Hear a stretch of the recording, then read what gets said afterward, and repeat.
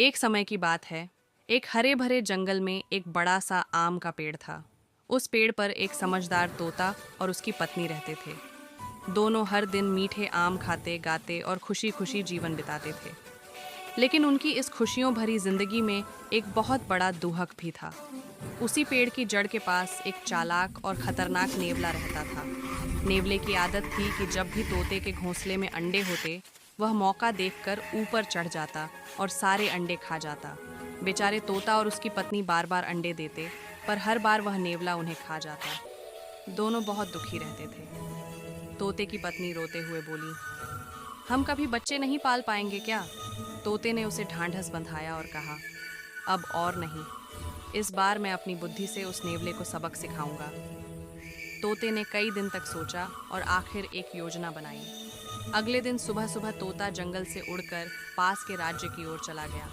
वहां उसने देखा कि राजकुमारी अपने महल के बगीचे में अपनी सखियों के साथ खेल रही थी।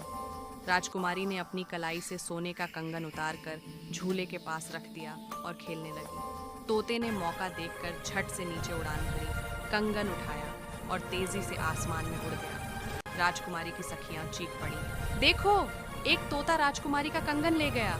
ये सुनते ही महल के पहरेदारों ने तोते का पीछा करना शुरू कर दिया। तोता आसमान में गोल गोल उड़ता रहा ताकि सैनिकों को भ्रमित कर सके। फिर अचानक दिशा बदलकर सीधा अपने आम के पेड़ की ओर उड़ चला।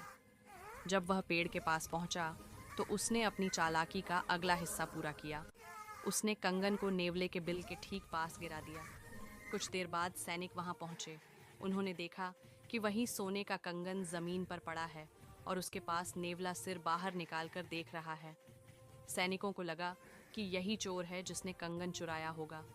बिना देर किए उन्होंने अपने भाले से नेवले को मार डाला और कंगन उठाकर राजमहल लौट गए। पेड़ पर बैठे तोते और उसकी पत्नी ने यह सब देखा तो खुशी से झूम उठे। तोते ने मुस्कुराते हुए कहा, देखा, मैंने कहा था ना, समझदारी से काम लिया जाए तो किसी भी मुसीबत का हल निकल सकता है। उसकी पत्नी ने राहत की सांस ली और बोली, अब हमें अपने अंडों की चिंता नहीं करनी पड़ेगी। कुछ ही समय में तोते के अंडों से छोटे छोटे प्यारे बच्चे निकले।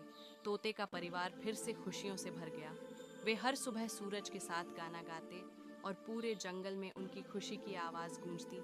दोस्तों, अगर आपको वीडियो अच्छा लगा हो तो वीडियो को लाइक और हमारे चैनल को ज़रूर सब्सक्राइब करें। धन्यवाद।